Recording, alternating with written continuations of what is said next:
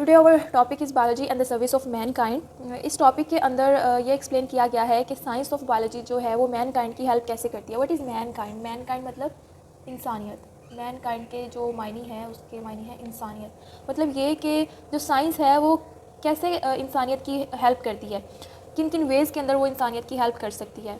तो सबसे पहले यहाँ पर जो लिखा हुआ है, science of biology has been helping mankind in many ways. बहुत से वेज़ होते हैं जिनमें जो साइंस है वो इंसानियत की हेल्प कर सकती है। सबसे पहले है in increasing food production. Food की प्रोडक्शन को बढ़ाकर इंसानियत की हेल्प कर सकती है। इसके अलावा कम्बैटिंग डिजीज़ से लड़कर। कम्बैटिंग का मतलब होता है लड़ना। कम्बैटिंग मीन्स लड़ना। तो मुख्तलिफ जो डिजीज़ होते हैं, ह्यूमन डिजीज़, उनसे लड़ने के लिए ये हेल्पफुल कर सकती है। इसके अलावा प्रोटेक्टिंग एंड कंजर्विंग इन्वायरमेंट को प्रोटेक्ट करने के लिए, इन्वायरमेंट को कंजर्व करने के लिए ये हेल्पफुल हो सकती है साइंस। कैसे इन्वायरमेंट को कंजर्व या प्रोटेक्ट किया जा सकता है? डिफरेंट पॉल्यूटेंट से इन्वायरमेंट को प्रोटेक्ट और कंजर्व करने के लिए हेल्पफुल हो सकती है। अब ये जो नीड्स हैं मैनकाइंड की, इंसानियत की ये जो नीड्स हैं, इन नीड्स को पूरा करने के लिए, नीड्स को फुलफ़िल करने के लिए कुछ मेथड्स हैं जिनको आगे मैं एक्सप्लेन करती हूँ। डिफरेंट मेथड्स हैं जो कि इन नीड्स को फुलफ़िल करते हैं।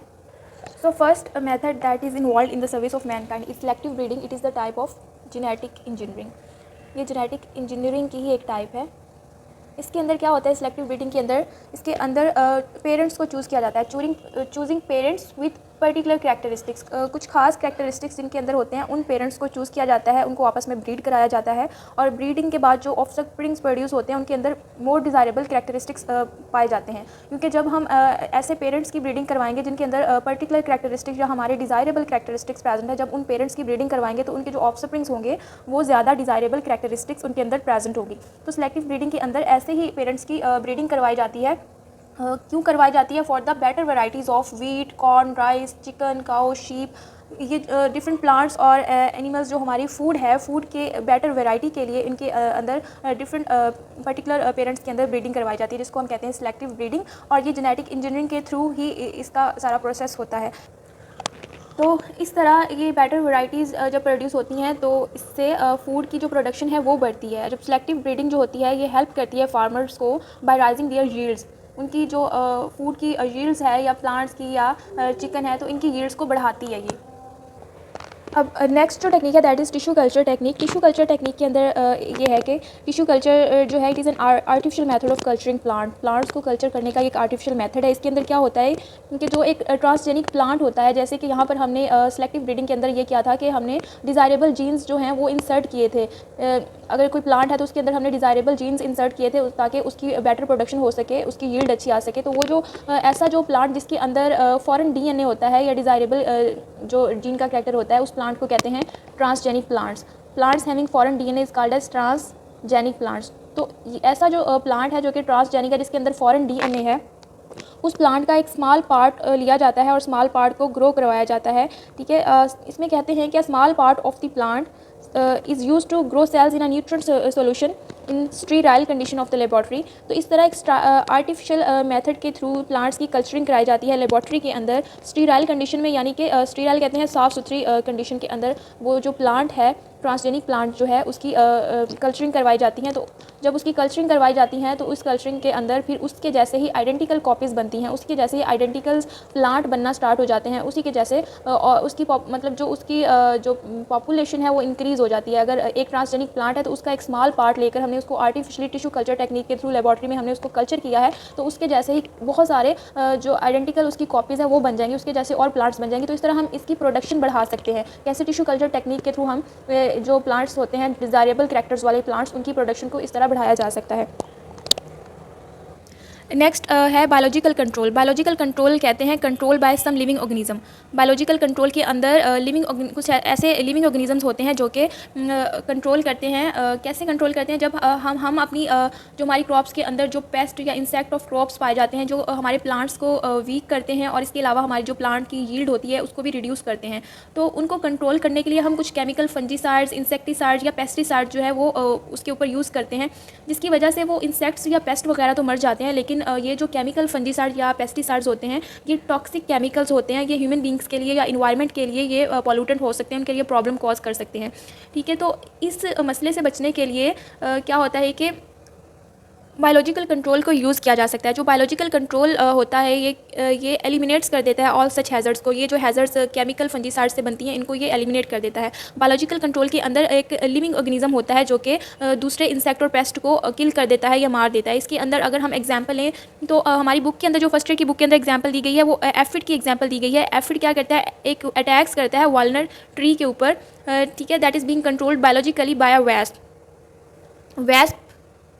अब इसमें जो एफिड है ये वो इंसेक्ट है जो कि जो वालनट ट्री है उसको डैमेज करता है, उसको हार्म पहुंचाता है।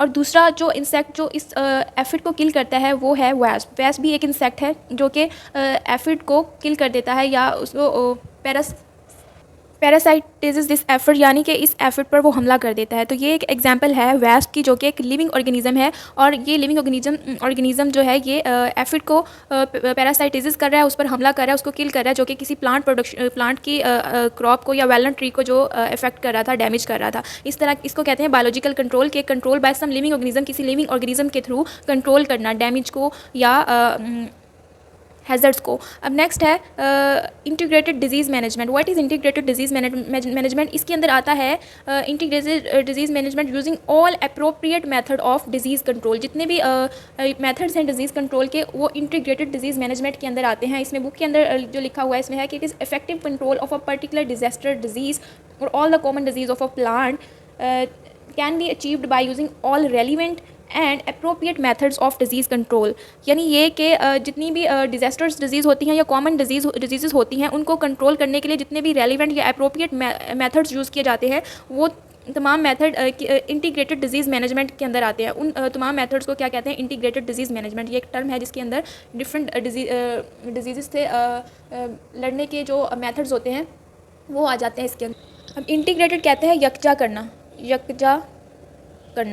मतलब कि जितने भी मेथड्स हैं वो सारे मिलकर एक मैनेजमेंट बना रहे हैं जिसको कहते हैं integrated disease management. Disease control के जितने भी मेथड्स हैं वो मिलकर एक मैनेजमेंट बना रहे हैं, इंटीग्रेटेड डिजीज़ मैनेजमेंट उसको कहेंगे। नेक्स्ट है हाइड्रोपोनिक कल्चर टेक्निक।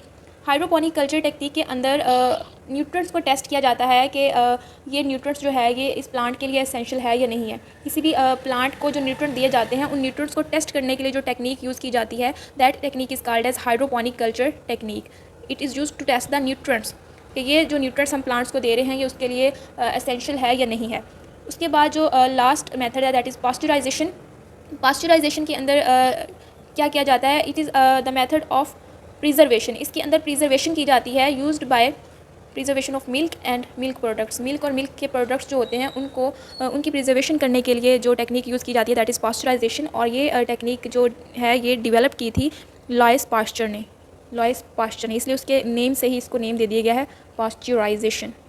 तो ये लॉइस पास्चर की टेक्निक है जिसके अंदर मिल्क और मिल्क प्रोडक्ट को प्रिजर्व किया जाता है। तो ये सारी टर्म्स हैं जो इस टॉपिक के अंदर प्रेजेंट हैं और ये सारे मेथड्स हैं जो कि सर्विस ऑफ मैनकाइंड के अंदर इनका रोल है। ये इंसानियत की हेल्प किस किस तरीके से की जाती है ये सब इस टॉपिक के अंदर कवर हो गया है।